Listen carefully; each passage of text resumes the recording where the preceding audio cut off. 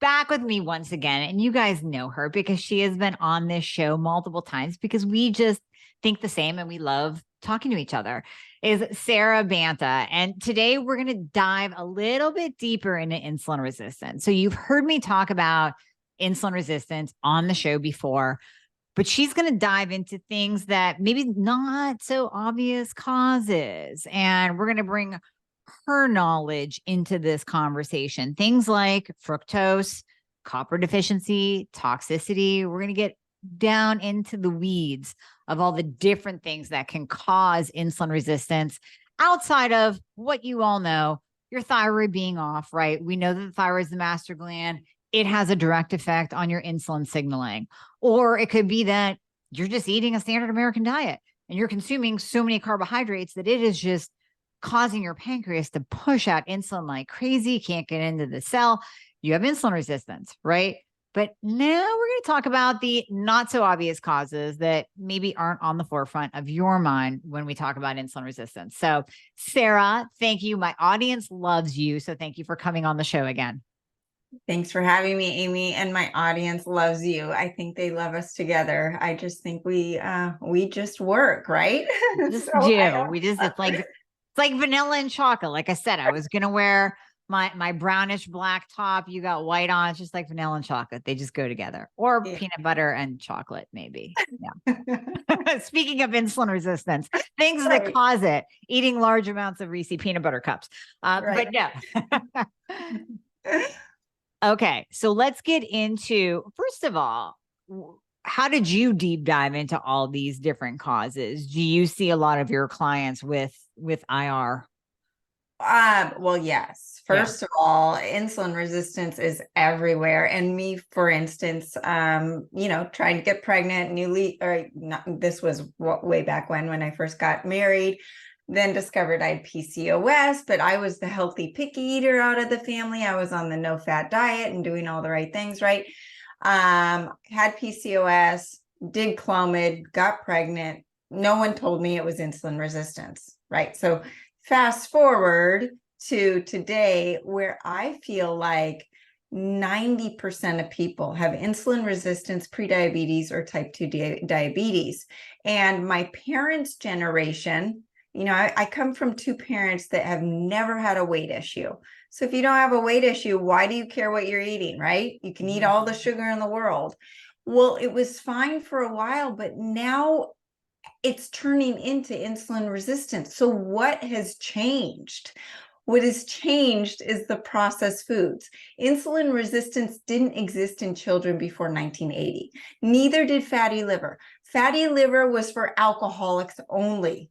And now fatty liver is in our children. Are you kidding me? It's non-alcoholic fatty liver. So, and they're not doing anything that is not put upon them, right? Children only eat what they're taught or what they're given. So what has changed? The quality of our food, these processed foods. And back to me, I was living on fruit and frozen yogurt, because frozen yogurt is healthier than ice cream and there's no fat in it, right? Right. I remember that. Yeah. Right. No one's talking about the fact that it's pumped with all this fake stuff in there. And then I was eating a ton of bagels because bagels was a big thing back then. And there's no fat in bagels, so you can eat as much as you want. And I was an athlete, so carbs, carbs, carbs. I gotta get my carbs in, and I'm just going to burn them up when I go work out. So fast forward, I had insulin resistance, and I still have to be careful. Like if I eat the wrong foods, my blood sugar spikes. But the good news is that I normally eat well enough to then bring that spike down. So really, let's start with the processed foods. Yeah. You've got them filled with fructose, and we're not talking about the fructose and sugar. We're talking about high fructose corn syrup. We've got the seed oils. We've got the GMO grains. We've got the artificial sweeteners, and there's zero fiber left in it. So they've pumped it with all this fake stuff, and they've taken out the little bit of good stuff. And just fructose on its own metabolizes in the liver, different from glucose. It converts directly into liver fat. It is not being utilized effectively for energy. And I tell my girls this because they're rowers, they need energy for athletics, right? And my daughters will say, well, Mom, coach says we need to have applesauce before our ergs to get the energy. Well, the applesauce has taken out the fiber of the apple, and fructose on its own lowers ATP. ATP is your energy in the cell's mitochondria. And I said, girls, this applesauce is actually lowering your energy, not increasing it. So it's backfiring. That's away from the fact that it's causing insulin resistance. So then all of these components lead to insulin resistance. They elevate the blood triglycerides, hypertension, high uric acid levels, and we'll get to uric acid in a minute. Then you take out the fiber. Well, the fiber is nature's way of slowing down the rise in blood sugar when it's paired with carbs and natural sugar. So you eat an apple, it's got the fiber, and it slows down that spike to just more of a molehill. You have applesauce and you get a bigger spike. You have apple juice, it's literally like putting cocaine in your veins. And I've told my kids that ever since they were little, you know, those juice boxes, the Capri Suns, all of those drinks are literally worse than drugs because drugs have one addictive pathway to the brain. Sugar has three. So there's this amazing need and dopamine release when you're eating sugar and fructose even more. So that in that processed foods, that increases the spike, which then increases the onset of insulin resistance. And then you've got the added fructose and sugar, which spikes the blood and the insulin even at a higher rate. Okay, so then you've got the seed oils. Well, seed oils are fat, they're not sugar, right? Well, these oils put the body into a pro-inflammatory state, worsening insulin resistance and all other metabolic diseases. And sugar stays in your body for a day, right? In and out. And these seed oils stay in your body for over a year. So even when you're going to the restaurant and getting the salad with the wild salmon dinner, and you've got the vinaigrette dressing, well, that olive oil is probably cut with canola oil, and you're still getting in some inflammatory oils. So you have to be careful. Then you add in the artificial sweeteners. And I was addicted to stevia. I was also addicted to Splenda. Oh my God, that wrecked my gut, but it was okay because there was no calories in it. So it's totally fine. But what happens is they increase your cravings for more sugar and carbs. Then you end up eating more sugar that cause the insulin resistance. And then what else they do, they actually signal cravings for more sweets and more processed foods. You increase your caloric intake. And then these ingredients, especially that Splenda, cause leaky gut, may back up the liver, hinder the fat and protein metabolism, contribute to the fatty liver. Now, fatty liver is insulin resistance at the liver, okay? So, or diabetes at the liver. You've got PCOS is insulin resistance at the ovaries, and heart disease is insulin resistance at the heart. So all of these diseases are manifesting in different parts of your body, but it's all stemming from that insulin resistance. Then with these processed foods, they're hyperpalatable. So in nature, you don't ever have fat and carbs coming together unless it's in nuts or dairy. And dairy is meant to fatten up baby cows. I never thought of it that way. In nature, you never have carbs and fat coming together unless it's in nuts and dairy. Wow, I never even thought about that. And nuts are a ketogenic health food, right? Well, if anyone's trying to get off their weight loss plateau, kick the nuts and the dairy. That's that's it. Now, nuts are, animals eat those nuts to store for the famine that they're going to go through during wintertime.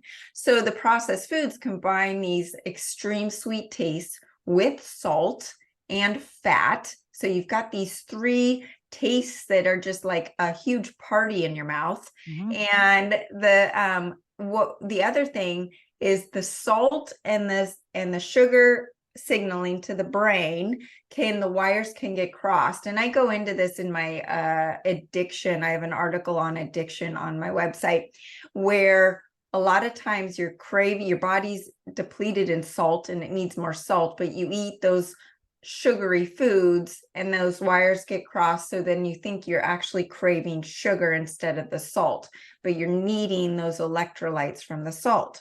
And then all this, these taste bud parties essentially lead to uncontrollable cravings. And then you add in the emulsifiers in these processed foods that kill the neurons, the mucosal lining of the gut, causing the sensory neurons to retract in the gut that measure the incoming nutrients. So say you have that donut in the morning with the orange juice, but then you go, okay, I've been really bad. I'm going to have a really clean lunch and dinner and the next day and all of that. Well, that one meal cause the sensory neurons to retract so that when you are eating the healthy food, your brain is not registering the good food you're taking in, saying, oh, I've had enough to eat, I'm good. There's a hormone called CCK that never gets triggered, and that CCK is what suppresses appetite, and it's triggered by amino acids from protein. That's why we always say prioritize protein, and omega-3 fatty acids. So then you end up wanting to eat more of the sugar, and that's going to increase the insulin resistance. That's why literally you could be sitting next to your friend who is having a processed food or standard American diet meal, and you're having a wild animal protein with a salad or some veggies or whatever, and you're full, and they're just eating after the bread basket, after the nachos or whatever, and they don't stop. And you sit there going, I don't understand this. But then they're looking at you going, how is she not hungry? You know, right. It's so funny and how powerful the brain is.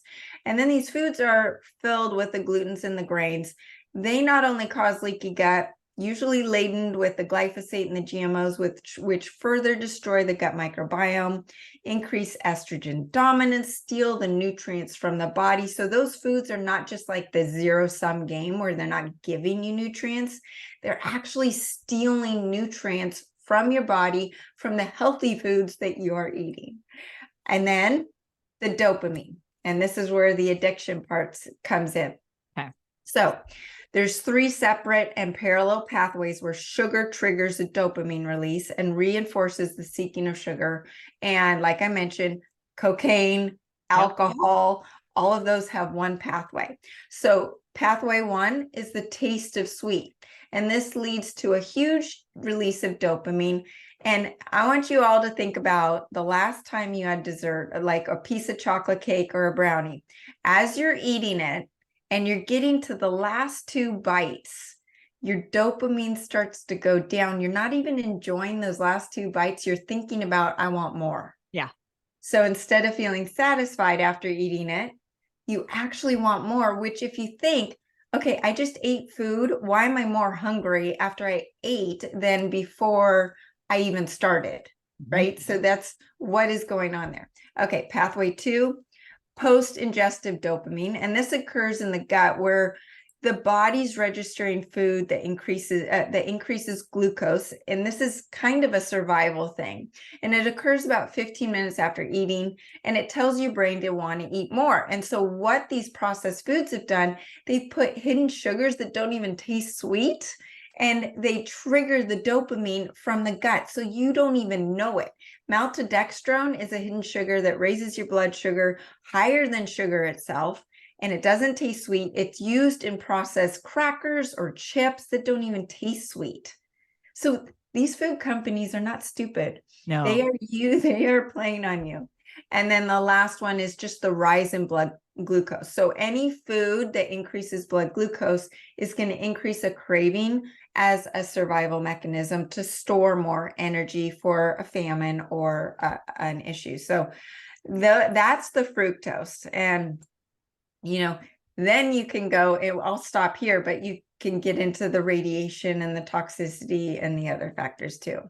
Oh my gosh. So even just what you said right there before we move on, that's incredible. I actually had no idea that there were three pathways to that sugar addiction. I knew that when they did MRIs of the brain, that the same area of the brain that lights up with cocaine and with a cocaine addiction is the same area that lights up with sugar.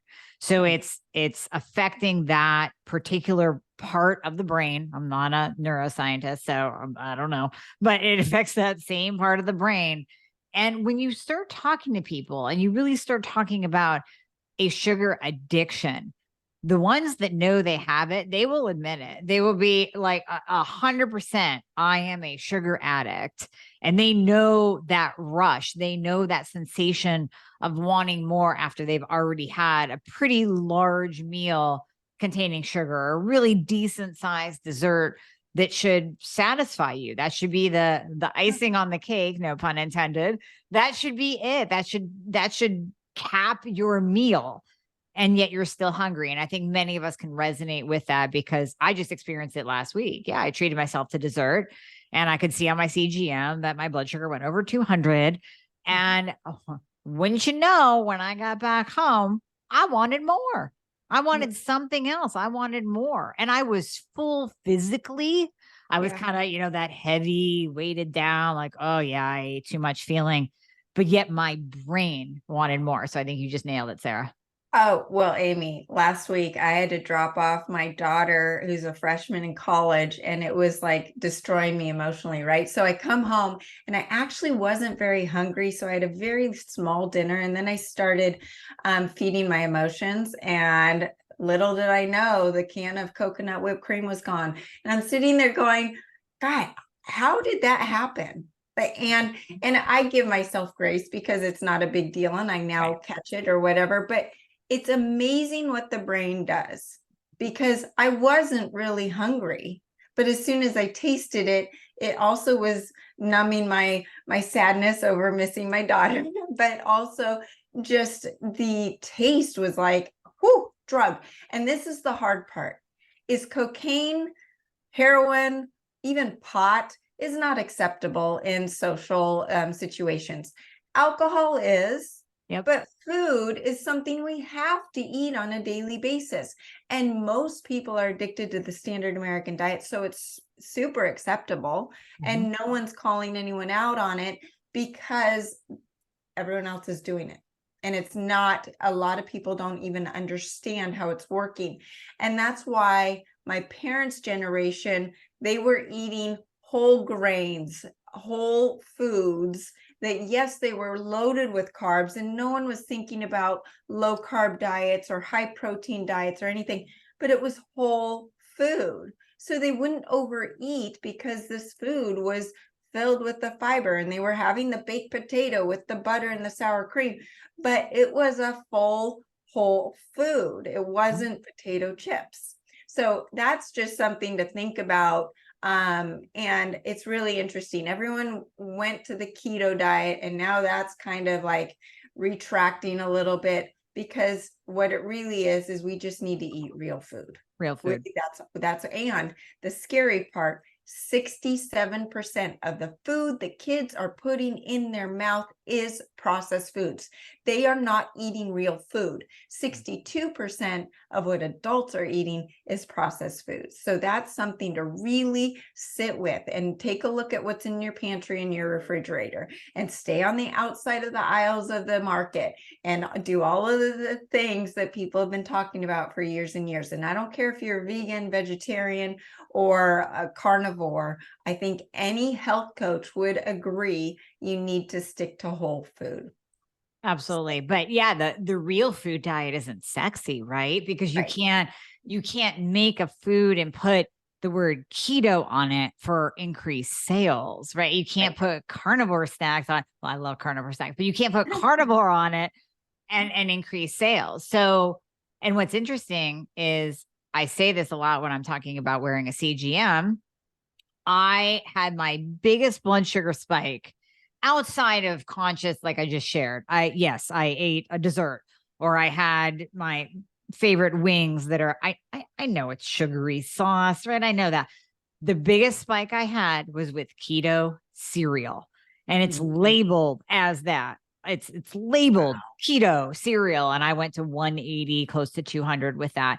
So again, it's what is in that packaged processed food. And if we can just get back to the non-sexy real food diet, we would all be better off. So those are the big causes of insulin resistance. Now, you had mentioned PUFAs. I don't want to stay too long on there because I actually do have a guest coming on to record this week that's going to deep dive into PUFAs. But can you mention that? Because I think that's a hidden one. That's one where you will have these ladies, I'm calling out the ladies, you'll have these ladies saying, but I'm eating perfectly and my carbohydrates are under 60, my protein's at 120, and my calories are at 1800, and I'm not losing weight. Maybe it's these PUFA oils that's enough that could be trapping your body in this weight loss resistance mode, right? Right. So these oils include canola oil, corn oil, soybean oil, rice bran oil, safflower oil, sunflower oil, grapeseed oil, and peanut oil. And they put the body in a pro-inflammatory state. And disease is stemming from inflammation. So anywhere in your body there's inflammation, disease will happen. And you have to think about the body. Okay, so I have inflammation in my body. I might go do that survival switch, as Dr. Richard Johnson calls it, where the body goes into survival mode. Well, what happens when you're in survival mode? T4 turns into reverse T3. We slow down the metabolism. We store fat. Why are we storing fat? Because we need to get all these toxins out of the blood and encapsulate them in our fat cells. We make our fat cells bigger and we make more fat cells. And these inflammatory oils are going to cause metabolic diseases, lower ATP, cause insulin resistance at the cellular level. You know, you've got insulin resistance at the organ level, at the cells level, and all of these different levels, where that inflammation is just going to worsen all metabolic disease, lower the ATP, cause the liver to get more fatty. Then what happens? You can't detox your toxins. You can't change your T4 to T3. The liver's everything, guys. So, and the fatty liver comes from these processed foods, comes from toxins, comes from radiation that we'll get into. But then these seed oils just make that fatty liver even worse. Yeah. Yeah. Okay. Yeah. Good. I'm glad you mentioned that, because I know that those are hidden, like you mentioned, in so many, even when you go out to eat and you get a grilled chicken breast and you get the salad with the olive oil, just like Sara said, it can be hidden. And you might think, and when you're tracking your macros, you're looking at the numbers, but you're not looking at what is in that particular food that you're eating and how it's affecting your body internally. And like you mentioned earlier, the stevia and the Splenda. I mean, I cringe when I think about this, but I was just telling someone this story the other day, back when I was competing. And again, we're talking the early 2000s, so no judgment here. Back when I was competing, when you could buy the boxes of Splenda or the boxes of Equal at Sam's Club at 100 count or 200 count, I was so deprived of the sweet things because we couldn't have sugar, real sugar, on this perfect bodybuilding diet. I would open packets of Equal and dump them in my mouth to get the sweet taste. Now, I wonder why I have more muscle now. I'm more in control of my weight now. I'm more defined even now than I was in my 20s, because I was inflaming my body. I never stepped on stage and was ripped or tight like I should have been. I was good, but I wasn't as good as I could have been. And now looking back, I was inflaming my body left and right. And that's not even counting the diet pop that I would eat, soda pop, whatever you guys call it, depending on where you are in this world and country. The diet Pepsi that I would drink 2 a day because, ooh, it tasted so good. And it's that artificial sweetness, but it's zero calories, it's zero carbs, but I was totally inflaming my body. Oh, well, here I go. I would buy the Splenda bag, the bag, Yep. biggest bag that you could get at the supermarket, Yep. and I would go through it within a week. It was Yes. easy. And I wondered why I was so hungry and why my stomach was bloated. Well, it completely destroys your gut. Of Yeah. course it does. And the equal, I bet, Amy, if you tried to put that equal on your tongue now, you would spit it out because Oh, it doesn't taste like anything. okay. But the thing is too, then I switched to stevia. Well, stevia is natural. It's from a plant. It's okay, right? Well, what was happening to me is, of course, I just swapped my addiction, and I was still retaining a ton of water. Now, naturally, my composition or constitution in Chinese medicine is kapha, or Ayurvedic is kapha, which is water retaining, and that's just something that my body does. But it was excessive and I couldn't figure it out. And I was told, stop the stevia. I go, okay, I'll stop it for a moment. Literally within 12 hours, my body let go of all the water. 12 hours. Oh my It was like, okay, well, you feed me cardboard, and if I can feel this good, I'm fine, because it wasn't worth it. And so even stevia and monk fruit that are totally supposed to be healthy and fine can back up your liver. God. So your liver is this awesome filter, right? And 20 years ago, it was not being bombarded by the radiation and the toxins, and we can get into that now. And it was not being bombarded by the glyphosate or the GMOs and these other fake sugars or the spike protein. So you've got all of these things that are building up.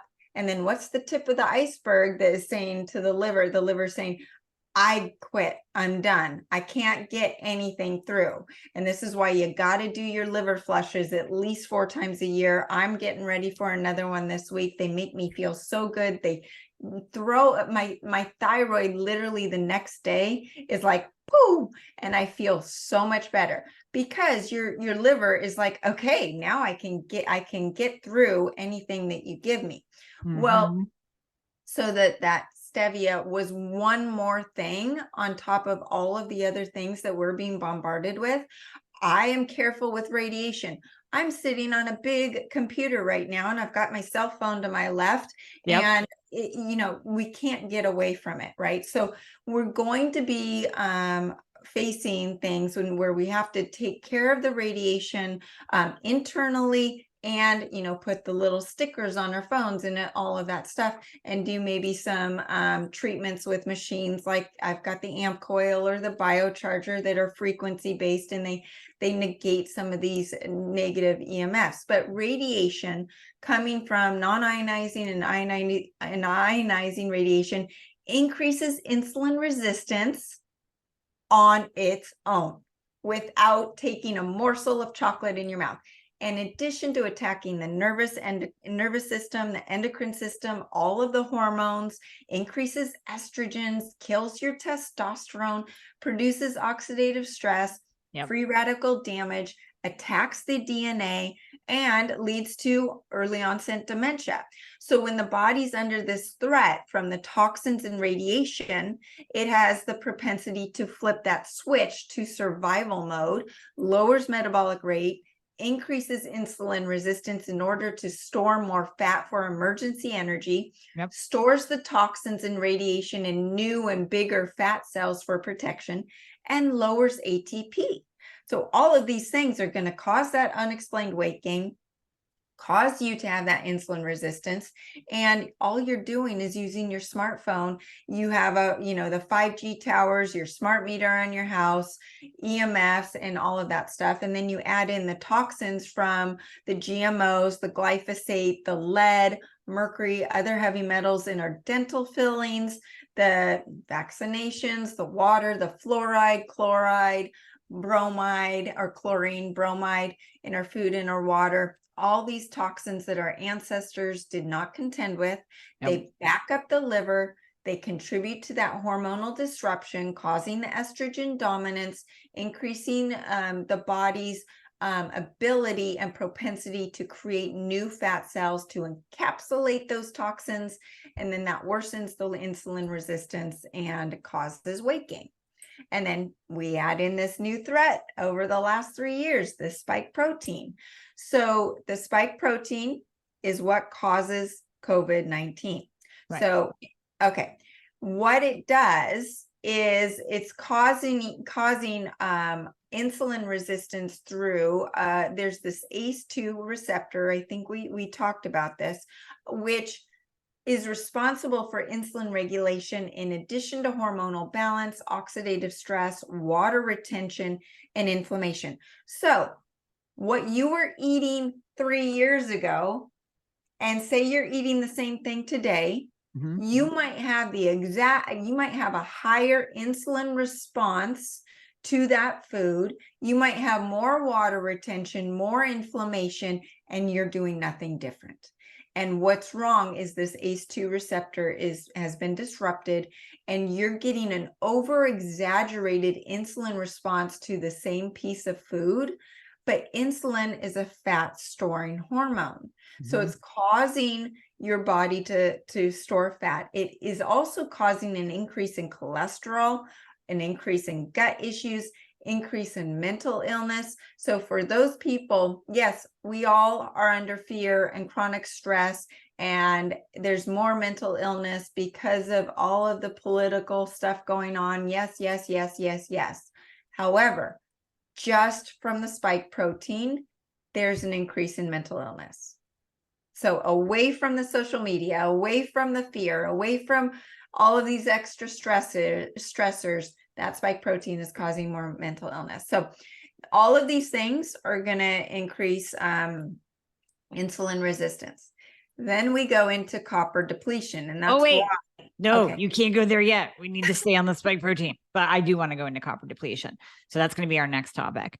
Spike protein. I want to know, because I've been saying this for a while, that there's this, and this might be the answer, that there's this weight loss resistance going on. And it's been, yes, since COVID came out. And then of course, since the vaccines came out for it. And many of my patients who got the vaccine, maybe got boosted as well, but even just the first or second one, we're seeing this very strange weight loss resistance where, like I said earlier, numbers look good. And I mean, even the insulin numbers. So normally when I'm checking for insulin resistance, I look at a fasting insulin, I'll look at a hemoglobin A1C. Yes, I'll look at glucose, but we know glucose can lie. It can go up with stress or whatever. So let's look at the tried and true markers. The fasting insulin, the A1C, those might even look optimal, I'll say. But you're saying that this could be having an effect almost at the cell level or at the mitochondrial level, or systemic inflammation that is putting someone in this state of insulin resistance where their body is storing fat. Will we always see it on the numbers, or we might not see it on the numbers? And it's coming from this spike protein increasing the body's inflammation and thus insulin resistance. Good question on the numbers. All I know is that it is increasing aldosterone. It's increasing the stress hormone. So what happens when your body's stressed? It's storing fat. You're under threat. The other thing that I talk to my kids a lot about is you want to make sure your immune system is strong. That's why the accelerated silver is it's a must, because if you are fighting this over here, then your body is susceptible over to something over here. But what happens when your immune system is under attack and you're fighting something? What's it going to do? In survival mode, slow down the metabolism. T4 goes into reverse T3. You retain the water. You cause the inflammation, because inflammation is a good thing in an acute situation. It helps you. That's why it's there. So, and then your body is also having that propensity to store fat and get rid of these extra inflammatory toxins out of the blood. So it's like this domino effect. And I mean, just from traveling, when I know that I'm around someone on the plane with COVID or whatever, I retain a ton of water because that fluid is supposed to help protect your cells or protect you from the threat. So it's this domino effect. And then you add in the additional toxins, the copper depletion, the fructose, the radiation, all of these things that are not necessarily that chocolate cake, right? So then you've got the copper depletion. So due to the fructose depletes copper on its own, okay? But then the spike protein depletes copper in most people. And the metabolism of fructose causes that massive copper depletion. Spike protein also depletes copper, but then you had people really taking a ton of zinc. Well, zinc and copper compete with each other. Yes, we all need zinc, but we need a combination. So copper is needed to decrease uric acid, which is an integral part of preventing insulin resistance. So this is really interesting, is that if you helped increase decrease uric acid, people would lose their insulin resistance. So you have to have if you lower your uric acid, you'll actually be able to prevent insulin resistance eating the same foods. Now, copper is needed to decrease uric acid, but copper's been depleted over the last 3 years. Copper blocks the polyol pathway. This pathway allows the conversion from glucose into sorbitol and fructose. Without copper, the uric acid increases and leads to insulin resistance and obesity and fatty liver. Copper also helps keep triglycerides and liver fat in check. And that liver fat, like I mentioned, contributes to insulin resistance. And copper helps regulate iron in the blood, which is the root cause of oxidative stress. And with less oxidative stress, there's less uric acid and less insulin resistance. So copper is needed. And it's almost, I'm calling it the missing, the hidden hero for fat loss, because there's a lot of people that they're depleted in copper. And what's so funny, Amy, is my dad is totally Western, like doesn't listen to me, right? So and he's been boosted, he did it all. He goes, yeah, I think I need some of your copper. My doctor says I need copper. Well, these doctors are now prescribing copper which is crazy, right? So they're even seeing a change. So that is another factor. So you've got them like stealing the things out from you that you need and pumping you with the things you don't need. And it's this huge firestorm. Well, you and I both interviewed Morley Robbins. I haven't released his interview yet. So you're just now touching on and getting people's interest in this copper deficiency model. But that's what we talked about on his interview, was that insulin resistance component to copper deficiency. And I've been shuttling people a lot to your website to grab the accelerated copper, because what I'm seeing is sometimes people, and maybe you can speak a little more on this with the iron component, that a lot of times people will be anemic. We'll see that low ferritin. And there's no question, if you're low ferritin, we know that has overlying symptoms very similar to hypothyroidism, including weight gain.